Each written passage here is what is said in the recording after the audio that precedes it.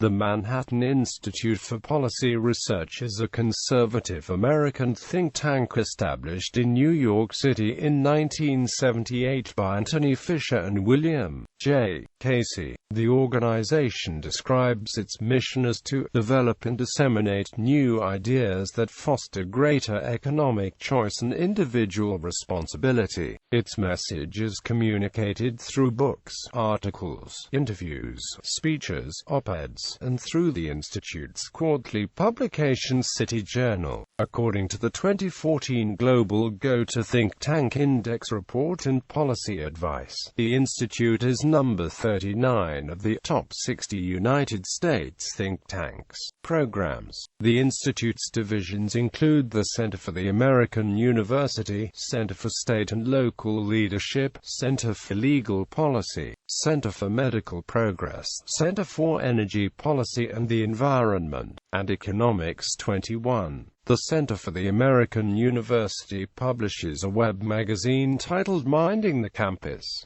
John Lear, a former U.S. News and AMP World Report columnist, is the magazine's editor. The Manhattan Institute sponsors the Adam Smith Society, a nationwide group of business school students. Created in 2006, the Institute's Veritas Fund for Higher Education is a donor-advised fund that invests in universities and professors who are committed to bringing intellectual pluralism to their institutions. The fund invests in courses related to Western civilization, the American founding, and political economy.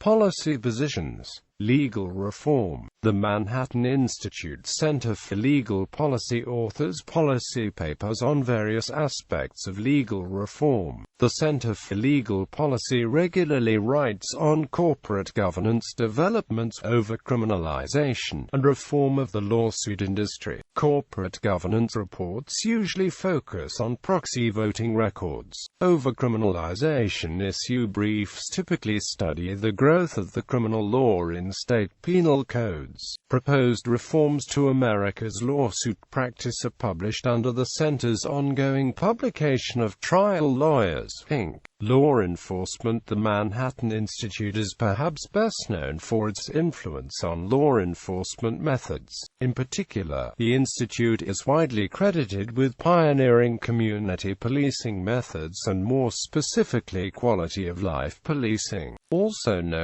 as broken windows theory, after the landmark 1982 Atlantic Monthly article, Broken Windows by James Q. Wilson and George L. Kelling. Broken Windows posits that dealing more effectively and comprehensively with low-level quality-of-life crime would reduce more high-profile violent crime. Broken windows policing was put to its first major large-scale test in the mid-1990s after the election of Rudolph Giuliani as mayor of New York City. Giuliani was an outspoken advocate of community policing, frequently citing the influence broken windows had on his thinking as mayor. Giuliani appointed Kelling's intellectual collaborator William J. Brattin as New York City Police Commissioner in 1994, saying, "I chose Bill Brattin because he agreed with the broken windows theory." A follow-up book by Kelling and Catherine Coles published by the Manhattan Institute in 1996 led to further interest in community policing methods, leading some municipalities to adopt quality of life and community policing as official policy. Giuliani-era New York City Police Commissioner Brattin took these methods to Los Angeles on being appointed Los Angeles Police Department Chief of Police. Newark, New Jersey Mayor Cory Booker has been lauded for his broken windows-based approach to crime since taking office in 2006. Senior fellow Heather MacDonald argues that crime prevention statistics from the 2008-2009 recession improved as a result of efficient policing, higher incarceration rates, more police officers working, data-driven approaches such as CompStat, which helps commanders target high-crime areas, and a policy of holding precinct commanders accountable for results. She contends the decline of American cities beginning during the 1960s was a result of crime spiraling out of control. Welfare reform. The Manhattan Institute was one of the key institutions that pressed for reform of the welfare system in the mid-1990s. Charles Murray's Losing Ground. American Social Policy 1950 to 1980 argued that the welfare state had fostered a culture and cycle of dependency that was to the detriment of both welfare recipients and the United States as a whole.